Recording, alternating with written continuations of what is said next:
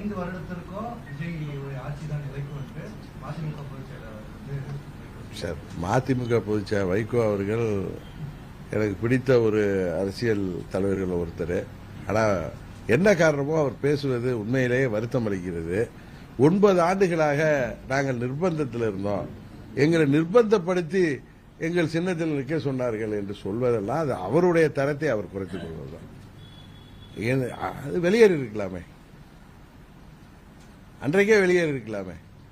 அன்றைக்கே வெளியேறி தனித்து கூட போட்டிட்டு இல்ல அவர் தேர்தலில் போட்டியிடாமல்லாம் இருந்திருக்காரு. இப்பொழுது சொல்வது முதுகில் குத்துவது தான்.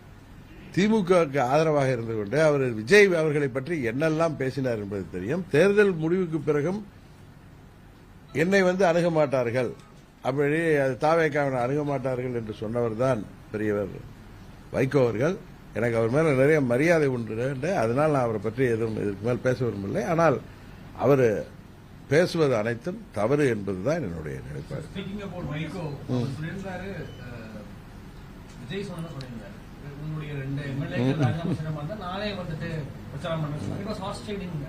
நான் தான் முதலே சொல்றேன், குதிரை பேரம் அது அந்த ஆட்சி அமைப்பதற்கே இவ்வளவு துஷ்பிரயோகங்களை தவறான வழிகளை செல்றாங்க. அமமுக எம்எல்ஏக்கை ஆசை காட்டி அமைச்சராக்குவேன் என்று சொன்ன அவரிடம் கையெழுத்து வாங்கி அந்த கடிதத்தை கொடுத்துவிட்டு அந்த சட்டமன்ற உறுப்பினர் மாறிய பிறகு பயந்தவர்கள் தான் இவர்கள். அதான் உண்மை. அதுல அன்றைக்கு அமமுக ஒரு எம்எல்ஏ தானே ஆரம்பிச்சது தான் இன்றைக்கு தொடர்ந்து கொண்டு இருக்கிறது. அதிமுக 25 சட்டமன்ற உறுப்பினர்களை ஆதரவு பெற்றது. அன்றைக்கு அவர்கள் நடு ரோட்டில் நிறுத்திவிட்டார்னு சொன்னேன். ஏன்னா 25 பேர் நிச்சயம் அவர்களுக்கு கட்சி தாவல் தடை சட்டப்படி அவர்களுடைய பதவி போகும். இன்றைக்கு அதே நேரத்தில் இன்றைக்கு அதனால்தான் அவர்கள் மீண்டும் தாய் கழகத்தில் வந்தாலும் அவர்களுக்கு உரிய மரியாதை இல்லாமல் இருந்தது. அதனால அங்க போயிட்டாங்க. இதுதான் உண்மை. இது ஒரு clear cut case of horse trading. Vaiko அவர்கள் எம்எல்ஏக்களை அதில் திமுக சின்னத்தில் ஜெயித்த எம்எல்ஏக்களை வைகோ கட்சியை சேர்ந்தவர்களாக இருந்தாலும் அவங்க அந்த சின்னத்தில் போட்டிருப்ப அந்த கட்சி உறுப்பினர்கள் டெக்னிக்கலா அவர்கள் 2 பேரும் திமுக உறுப்பினர்கள் தான். திமுக உடைய கொறடா சொல்கிற உத்தரவை தான் அவர்கள் சட்டமன்றத்தில் நிறைவேற்ற முடியும். அவர்கள் இருவரையும் ரிசைன் பண்ணுங்கன்னு நான் சொன்னேன். விஜய் சொன்னாரு, அவர்களுக்கு நானே பிரச்சாரம் செய்து வெற்றி பெற செய்ய வைக்கிறேன்னு சொன்னது உறுதியாக இது குதிரை பேரம் தான். இதை யாரும் மறைக்க முடியும்? வைகோ அடுத்த நாள் மாறி பேசுறார். வைகோ 93 ஒரு சிறந்த அரசியல்வாதியாக தேர்ந்தவர். இப்படி வயதான காலத்தில் இப்படி அவர் தடுமாறுவது உண்மையிலேயே வருத்தம் அளிக்கிறது. திமுக 4 பேர் அரசு செய்யப்பட்டிருக்காங்க. கம்ப்ளைண்ட் பை தாவேகா. ஆமா, அது இப்பதான் யாரோ 4 பேர் அரசு செய்திருக்காங்க. தம்பி அசோக்குமார் எல்லாம் அதுல சேர்த்திருக்காங்க கேஸ்ல. அது கேஸோட இது என்னன்னு தெரியாம நம்ம அதை பத்தி பதில் சொல்ல விரும்பவில்லை, அவாய்ட் பண்ணல. ஆனா அப்படி பார்த்தா விஜய் முதல் குற்றவாளியாக சேர்த்து அம்மா மக்கள் முன்னேற்ற கழக சட்டமன்ற உறுப்பினர் எங்களுக்கு ஆதரவுன்னு சொல்லி கட்சியின் தலைமை கடிதம் பெறாமல் அந்த சட்டமன்ற உறுப்பினரிடமே திருட்டுத்தனமாக கடிதத்தை பெற்றுக்கொண்டு கவர்னர்கிட்ட கொடுத்துட்டு அந்த இது இன்னும் பெண்டிங் இருக்கு. இல்ல நான் இல்ல, அது அந்த எம்எல்ஏவே போய் அந்த கேஸ் கொடுத்தாரு. அதை அவர் விட்ரா பண்ணாலும் அதெல்லாம் இருக்கு. அதெல்லாம் உரிய நேரத்தில் அதை நாங்கள் அதை கையில் எடுப்போம். அது எப்ப தேவையோ அது எனக்கு தெரியும். அந்த நேரத்தில் அதுக்கு உயிரோட்டம் வரும். அப்பொழுது அதில் உறுதியாக A1 திரு விஜய் அவர்கள் தான் இருப்பாங்க. குதிரை பேரம் செஞ்சதை அவர் தான். ஏன்னா கவர்னரிடம் நான் போய் அதை பற்றி கம்ப்ளைண்ட் பண்ணியிருக்கேன். அதனால வெயிட் பண்ணிட்டு இருக்கேன், அவ்வளவுதான். அது எந்த நேரத்திலும் நான் நீதிமன்றத்துக்கு செல்லலாம். அதுக்கு ஒன்றும் பார்லாம் கிடையாது, அதுக்கு ஒன்றும் எக்ஸ்பைரி டேட்லாம் கிடையாது. நான் சில காரணங்களுக்காக அதை பொறுமையாக அதை வாட்ச் பண்ணிட்டு இருக்கேன், அவ்வளவுதான். அவங்க எம்எல்ஏக்களை போய் இவங்க டிஎம்கே நான் சொல்றது அதுல லாஜிக்கே இருக்கிறது. அது 35 கோடி கொடுத்து தாவேக எம்எல்ஏவை, அது ஆளுங்கட்சி எம்எல்ஏவை இவங்க பேரம் பேசி அவரை வாங்கி அல்லாது என்ன ஓட்டெடுப்பு வருதுங்கிறாங்க. இப்போ ஒன்று 6 மாசத்துக்கு அந்த ஆட்சி மேல நம்பிக்கை இல்லா தீர்மானம் கொண்டு வர முடியாது. எதற்காக இப்படி செய்ததாக அவர்கள் கம்ப்ளைண்ட் அதுல என்ன அது எஃப்ஐஆர்ல என்ன இருக்கு? எதுக்காக பேரம் பேசினாங்கன்னு இருக்கு? என்ன காரணம் காமிச்சிருக்காங்க எஃப்ஐஆர்லன்னு கேக்குறேன். எம்எல்ஏக்கள்ல பேரம் பேசினதா அது எதுக்காக பெறமா?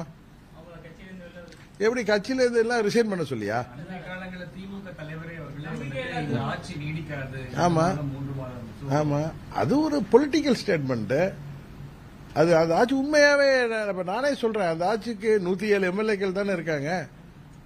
மற்றவர்கள்லாம் திமுக கூட்டணியிலேருந்து இரவல் ஆதரவு தானே.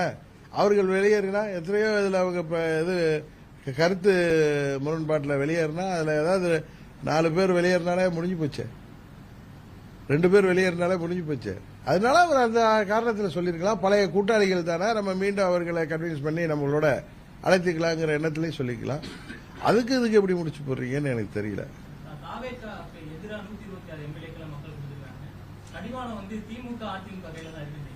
வாய்ப்பு இருக்காது.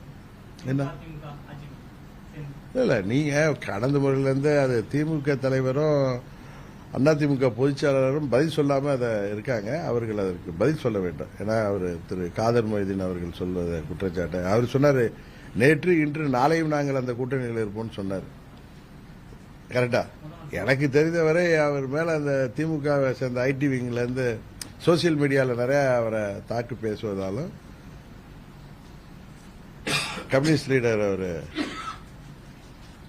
பேர் என்ன, சிபிஎம் தலைவர் திரு சண்முகம் அவர்களையும் கம்யூனிஸ்டையும் தாக்கி சோசியல் மீடியாவில் நிறைய திமுகவினர் பதிவுகள் போடுவதனால கோபப்பட்டு பேசுகிறார்கள் என்று சொல்கிறார்கள். அவர்கள் திரு ஸ்டாலின் அவர்களோடு போய் பேசி வந்தார்கள். எனக்கு தெரிந்து திரு காதர் மொய்தீன் அவர்கள் சொன்னார்கள், நாங்கள் நேற்று இன்று நாளையும் அங்கதான் இருப்போம்னு சொன்னாங்க. அதுல என்ன மாற்றம் வந்துச்சுன்னு தெரியல.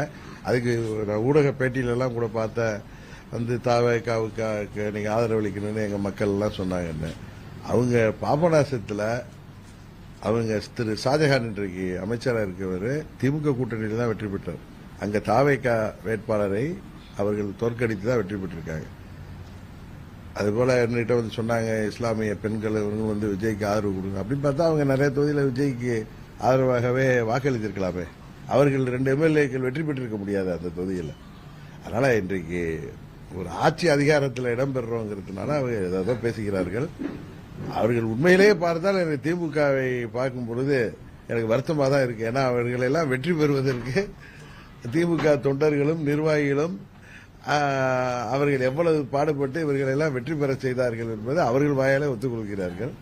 இதற்கெல்லாம் காலப்போக்கில் அவர்கள் அதற்கான பதிலை சொல்லித்தான் ஆக வேண்டும். இது வந்து இந்த கூட்டணி ஆட்சிங்கிறது இது ஒரு பொருந்தாத கூட்டணியே தான். இது ஒன்றும் தேர்தலுக்கு முன்பாக கூட்டணியில் இருந்த கட்சிகள்லாம் சேர்ந்து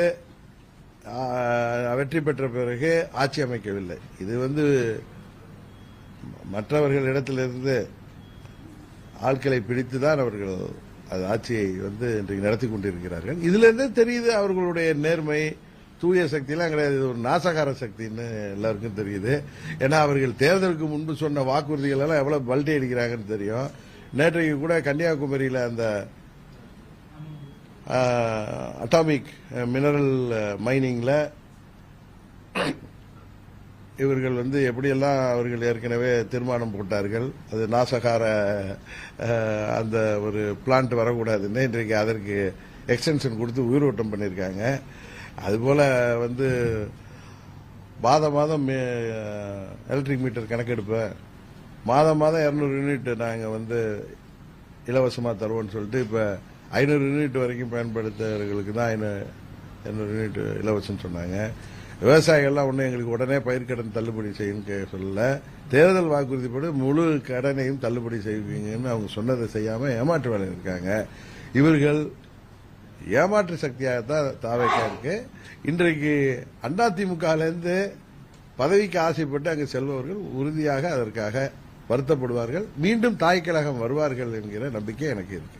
ப்ரீ போல் இருந்த விஜய் மந்த கிரேஸ் போஸ்ட் போல்ல மாறி நினைக்கிறீங்களா? இந்த தாக்கமானது உள்ளாட்சி தேர்தலில் பிரதிபலிக்கிறது.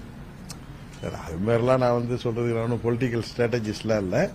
அவருக்கு வாக்களித்தவர்கள், வாக்களித்த மக்கள் அந்த 35% வாக்களித்திருக்கிறார்கள். அவர்கள் உறுதியாக உணர்வார்கள், நாம் ஒரு தவறான மாற்று என்ற பெயரிலே ஒரு தவறான சக்திக்கு வாக்களித்து விட்டோம். இது ஒரு நாசகார சக்தியாகத்தான் இருக்கிறது. திமுக அதிமுக மாற்று என்ற பெயரிலே நாம் ஏமாந்து விட்டோம் என்பதை அவர்களுடைய செயல்பாடுகளில் உறுதியாக உணர்வார்கள். தூய சக்தி தாவிக்கான்னு சொல்லி ஆட்சிக்கு வந்தவர்கள் முன்னாள் அமைச்சர்கள் ஊழல் குற்றச்சாட்டு உள்ளவர்கள் தற்பொழுது தாவிக்கால இணையறாங்க. எப்படி பாக்குறீங்க? அதான் அன்னைக்கு கூட சட்டமன்றத்தில் 2017க்கு அப்புறம் பிறகு உள்ள ஆட்சி காலங்களில் நிறைய ஊழல் நடந்தது, தொட்டவர்களை விடமாட்டேன் சொன்னார. அதில் சினிமா டைலாக்லாம் போட்டாரு. அது விடமாட்டேன்னு சொன்னது என்னோட சேர்க்காம விடமாட்டேன்னு சொல்லியிருப்பாருன்னு தான் நினைக்கிறேன். அதான் என்னமோ டைலாக் அடிச்சாரு. என்ன பிரதர் அது சினிமா டைலாக் அன்னைக்கு ஷூட்டிங் மாதிரி தான் இருந்துச்சு. அது சொன்னா அவர் கோச்சிக்கிறாங்க அவங்க கட்சியை சேர்ந்தவங்களா. அது திரு உதயநிதி ஸ்டாலின் ஷூட்டிங் மாதிரி இருந்துச்சுன்னு சொல்றத சில பேர் அது ஒரு மரியாதை இல்லாத பேச்சுங்கிறாங்க. அது உண்மையா ஷூட்டிங் மாதிரி தானே இருந்துச்சு. யாராவது அதை மறக்க முடியுமா? ஷூட்டிங்ல பேசுற மாதிரி தான், அது கிளைமேக்ஸ்ல பேசுற மாதிரி அவர் கத்தி பேசினாரு. கத்தி பேசுறதுனால எல்லாம் உண்மையாயிடாது. அதாவது மக்கள் வரிப்பணத்தை தொட்டவர்களை விடமாட்டேன் ஏதோ சொன்னார்ல அவரு. தொடவும் நாங்க தொடமாட்டோம், தொட்டவர்களை விடமாட்டேன்னாரு. இவங்க தொடமாட்டாங்கிறத போக போக தான் தெரியும். ஏன்னா எல்லாத்திலுமே இவர்கள் பழைய ஆட்சியாளர்களை மிஞ்சிதான் இவர்களுடைய செயல்பாடுகள் இருக்கு. தேர்தல் வாக்குறுதிகள் எல்லாத்திலையும் மக்களை ஏமாற்றுகின்ற எண்ணத்தில் ரீல்ஸ் போட்டு மக்களை ஏமாற்றி ஆட்சிக்கு வந்தவர்கள். அதுதான் நான் திரும்ப சொல்வேன். திரும்ப ரீல் விட்டு ஆட்சியை தொடரலாம் என்று நினைக்கிறார்கள். எல்லா இப்ப போற முன்னாள் அமைச்சர்கள் ஊழல் வழக்கே இருக்கு. இன்னும் நிறைய பேர் திமுக ஆட்சியில அதெல்லாம் அவர்கள் மீது நடவடிக்கை எடுப்பதற்காக திரட்டி வைக்கப்பட்ட ஃபைல் எல்லாம் இருக்கு. இவர்கள் ஒன்று செய்வார்கள், அவர்கள் எல்லாம் வாயடைக்க செய்வதற்கு அதில் கூட கேஸ் போட்டு நாங்கள் தீய சக்தின்னு காமிச்சிக்கிறதுக்கு இவங்க எல்லாரையும் க்ளோஸ் பண்ணவும் முடிவு செய்வாங்க. அது திரு விஜயபாஸ்கர் போன்றவர்களுக்கு தெரியணும். அவர் தொட்டவர்களை விடமாட்டேன்னு சொன்னாரு. ஒன்னு நான் கட்சியில சேர்த்து க்ளோஸ் பண்ணுவாரா என்னன்னு தெரியல. அது ஏன்னா தூய சக்தி ஆச்சே. மனிதவளத்துறை அமைச்சர் சரத்குமார்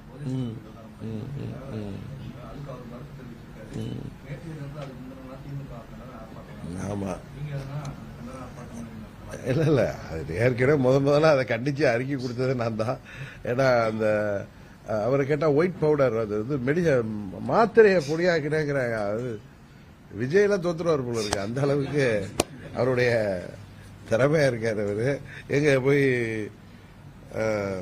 சிஎஸ்கே மேட்ச்ல குழந்தைக்கு இப்பயே அந்த குழந்தைக்கு 3 வயசு 4 வயசு இருக்குன்னா அது ஒரு டாக்டரை விட்டு வேற பதில் சொல்ல வைக்கிறாங்க, ஒரு சின்ன பாப்பாவை விட்டு பதில் சொல்ல வைக்கிறாங்க, ரீல்ஸ் போட்டு ஏமாத்தலான்னு பாக்குறாங்க.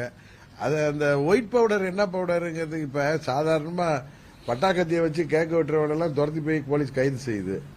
இது அந்த ஒயிட் பவுடர் இருக்குல்ல, ஒயிட் பவுடர் மந்திரியை அந்த ஒயிட் பவுடரை எப்படி மாத்திரையை நசுக்கினார்னு அவர்கிட்ட திருப்பி ஒரு கையில ஒரு டெபிட் கார்டா கிரெடிட் கார்டா கொடுத்து போன் மேல வச்சு 500 ரூபா தாள் இருந்தாதான் அதை சரியா அது நசுங்குமா என்னன்னு தெரியல.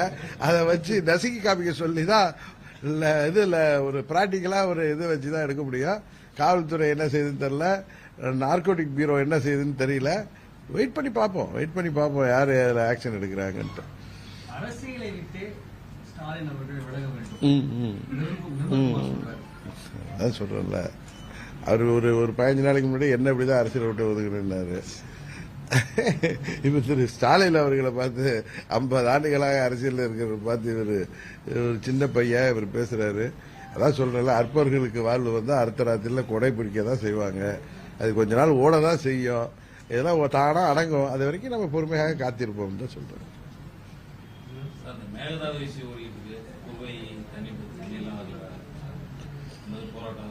குறுவை சாகுபடி பண்ணலன்னா வேற கரெக்டா கேட்டீங்க. அப்படின்னா அந்த அவர் வெங்கட்ராமன் பேசியிருக்காரு. அவருக்கு ஒன்று தெரியல, விவசாயத்தை பத்தி தெரியுமா என்னன்னு தெரியல.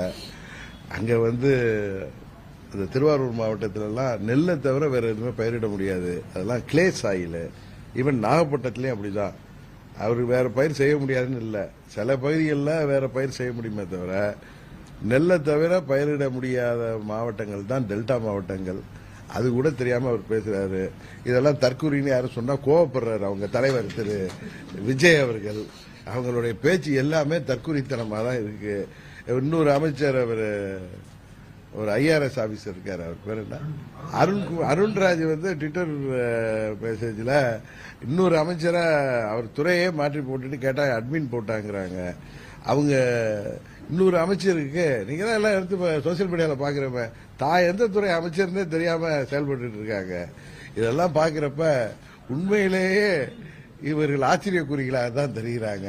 இன்னொரு அமைச்சர் மாத்திரையை வந்து நான் வந்து இதுல உட்காந்து என் பிள்ளைக்கு கிரஷ் பண்ணி கொடுத்தேங்கிறாரு. இதெல்லாம் பாக்குறப்ப என்ன பண்றது, இதெல்லாம் வாக்களித்த மக்கள் எல்லாத்தையும் பார்த்து தான் இருக்காங்க. அதுக்கு வந்து உரிய நேரத்தில் அதுக்கு உரிய தீர்வை அவர்கள் தருவார்கள்.